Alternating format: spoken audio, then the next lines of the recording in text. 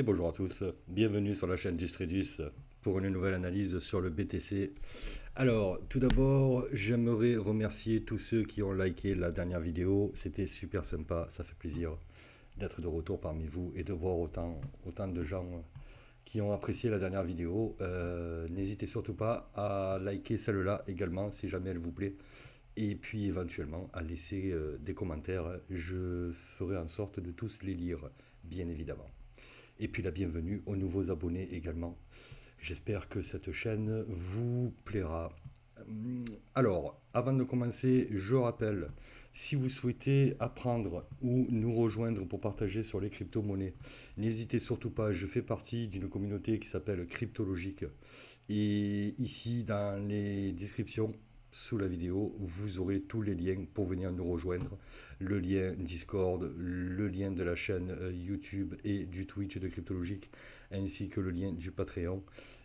Voilà, et mon Twitter également. N'hésitez surtout pas à venir nous rejoindre si vous souhaitez donc pouvoir savoir comment on fait pour analyser le marché via Ishimoku Osoda. C'est avec grand plaisir qu'on vous accueillera au sein de la communauté. Voilà. Le petit disclaimer classique habituel, on va pas s'attarder trop longtemps dessus et puis on va passer directement sur le BTC. Alors, en weekly, eh bien, il n'y a pas grand-chose à dire depuis hier, hein. Bien évidemment, vous vous en doutez. Pour ceux qui n'ont pas vu la vidéo d'hier, un petit récap vite fait. On est focus sur deux fluctuations principales. Actuellement, celle-là qui pourrait nous amener aux 10 000, voire 2200. Et un peu plus proche de la bougie actuelle, celle-là, qui pourrait, pourquoi pas, nous offrir un petit rebond avant ensuite, éventuellement, de pouvoir replonger. Mais ça, on verra ça en temps voulu. Donc on va aller directement en daily. En daily, qu'est-ce qu'on a? Eh bien, on a quelque chose, ça n'a pas bougé par rapport à hier, évidemment. C'est toujours la même chose, pas de volatilité, ou très peu de volatilité. Donc on va se concentrer principalement sur cette fluctuation ici, qui est donc ce que moi j'appellerais la fluctuation principale du mouvement daily, ok? Et donc ce scénario-là qui pourrait nous ramener au 24 667, ça aussi pareil, on va pas trop s'attarder dessus parce que j'en parle dans ma vidéo d'hier un peu plus longuement. Donc je vous invite à aller la visionner si jamais ce n'est pas fait. Et puis voilà, ce scénario s'invalidera à la cassure de ce point C des 18 140. Nous avons également à l'intérieur de cette fluctuation une autre sous-structure qui s'est dessinée. Donc celle-là, elle pourrait nous descendre au 15 776 à condition d'accélérer et de voir ces lignes de force rattrapées par le prix pour continuer encore le mouvement, à savoir que eh bien, nous pouvons faire un point C encore jusqu'au 28 octobre, 2 heures du matin. Voilà. Donc ici, nous avons encore la possibilité de monter et d'aller chercher un point C un peu plus haut. Ce qui nous amène à cette fluctuation, pas celle-là, celle-là. Donc ici, hein, qui est une sous-structure de cette fluctuation, d'accord? Nous avons A, B, C, et là nous sommes dans la troisième vague descendante, et à l'intérieur de cette fluctuation, nous avons celle-là qui est potentiellement réalisable la ABC ici, qui pourrait aller chercher dans un premier temps un rebond vers les 20 400, voire 20 539, 540. Ok. Il faudra voir ensuite, si jamais on suit ces lignes de force, quelle est la réaction du prix sur ces niveaux-là. Ok. Donc ça, c'est pour le daily. Voilà, je passe très rapidement parce qu'en fait, j'explique tout ça déjà dans ma vidéo d'hier. Et puis honnêtement, il n'y a pas eu grand-chose qui a bougé. Donc en fait, ça sert à rien de perdre trop de temps. On va passer en 4 heures directement pour zoomer sur ce mouvement ici. Et donc en 4 heures, qu'est-ce qu'on peut s'apercevoir? Eh bien, on s'aperçoit qu'en fait, on est dans un range. On est dans un range qui est borné entre ces deux bornes ici, 18 125 et 20 475. Ok. Et en fait, eh bien, on est en train de naviguer. Voilà, on est venu chercher le bas du range, on est venu chercher le haut du range, on est revenu chercher le bas du range, et puis là, on est en train d'osciller autour du centre. Donc ce centre-là, matérialisé par la ligne orange des 19 300. Donc voilà, il n'y a pas grand-chose à dire, je dirais, c'est un peu monotone. On a très peu de volatilité. Voilà, des mouvements ici, c'est principalement de la prise de liquidité. En fait, on va chasser les stops en bas, on va chasser les stops en haut, et puis on revient au milieu du range, en gros.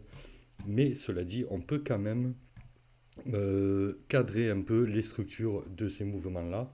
Donc, évidemment, ça, c'est la structure, je dirais, principale du 4 heures dans son range. Ok, voilà, qui pourrait éventuellement bien ou aller récupérer le haut du range au 20 400, 20 530, 9, voire si accélération, pourquoi pas sortir du range et aller chercher les 22 007, 22 008. Et ça, il faudra alors le mettre raccord avec le scénario qu'on a vu tout à l'heure en daily. Mais ça, pour le moment, ben, il va falloir attendre qu'on sorte du range. Et pour le moment, c'est pas le cas. Nous avons celle-là et nous avons également celle-là. Alors oui, celle-là est toujours d'actualité parce que ben, elle est là, elle est présente, donc il faut pas la négliger. Je, honnêtement, je garde un petit œil dessus, mais c'est pas celle-là vraiment qui me préoccupe. On va dire que je m'occupe plutôt de celle-là actuellement parce que c'est celle qui est la plus proche du prix. Donc en fait, à l'heure actuelle, on va dire dans les jours prochains, c'est surtout celle-là qui va m'intéresser. Voir si on va accélérer pour donc en gros être rejeté au niveau du milieu du range et accélérer pour aller chercher voir 18007 et pourquoi pas 18243 si jamais on accélère bien. Et on a jusqu'au 22 octobre pour finir cette fluctuation. À l'intérieur de cette fluctuation, on a également une autre fluctuation qui s'est dessinée, qui est ici, celle-là. Voilà, et celle-là, on voit que on a l'ASM ici qui est venu faire résistance. Donc grosso modo, ici, eh bien, où on est rejeté par l'ASM, qui en plus de ça correspond pile poil au milieu du range. Donc où ici on est rejeté par l'ASM, et donc ce serait potentiellement cette fluctuation-là qu'il faudrait reconsidérer, d'accord, pour aller rechercher les targets à 18 007, voire 18 002. Ou alors, eh bien non, on casse le niveau SM. Le niveau SM ne fait pas résistance. Bon là, on voit qu'il y a quand même une réaction. Mais admettons que le prix décide quand même de continuer à la hausse et de suivre cette ligne de force bleue, eh bien on pourrait aller récupérer le haut ici de ce mouvement et donc par conséquent récupérer les liquidités qui sont en attente ici. Et puis voilà, il va falloir voir qu'est-ce que le prix va faire arriver s'il casse la SM à 19 300, voir qu'est-ce que ça va donner aux alentours des 19 630, voire des 19 780. Voilà. On pourrait faire également rapidement un petit tour en 40 minutes pour essayer de zoomer un petit peu sur ce mouvement et voir pour le moment qu'est-ce que ça pourrait donner. Eh bien, actuellement, ça pourrait donner, on voit bien ici la résistance sur, je vais, voilà, ici on a le niveau SM.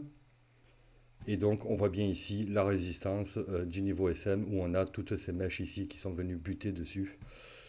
Ici, on a dépassé un petit peu, mais on voit qu'on a clôturé en dessous. Et là, actuellement, on serait en train d'être rejeté. Alors, il va falloir étudier ça dans les heures à venir pour voir si le fait d'avoir un mouvement passif ici de Kijun, parce qu'on va revenir ici pour récupérer cette dynamique passive de ce mouvement de hausse, il va falloir voir si ce mouvement de hausse ici euh, peut influencer le prix et lui donner assez de momentum pour casser ce niveau-là et éventuellement continuer sa course vers le haut pour aller chercher bien les objectifs qu'on a vus tout à l'heure aux 19 600 voire 19 700. Voilà. Je pense que ben, y a pas grand-chose d'autre à dire hein, en vérité. Voilà, on se concentre sur le 40 minutes principalement pour pouvoir donc avoir le départ d'un mouvement. Et en fait là, si vous voulez, on est sur la zone de la SM et donc une zone ici où on s'attend à avoir une réaction. Et ensuite, eh bien, déterminer la réaction du prix et voir qu'est-ce qu'il va faire, s'il va plutôt casser la SM, et auquel cas, si c'est le cas, eh bien, il pourrait suivre cette ligne de force et aller chercher les 19 600, 19 700. Si jamais ce n'était pas le cas, que la SM faisait office de résistance et que le prix était rejeté à ce niveau-là, eh bien alors, on se concentrerait plutôt sur cette fluctuation-là. Et puis, il faudrait voir ensuite si on a une accélération pour aller éventuellement chercher les targets des 18 700, voire des 18 200. Et si jamais il y a vraiment une grosse accélération, pourquoi pas des 18 000. Voilà.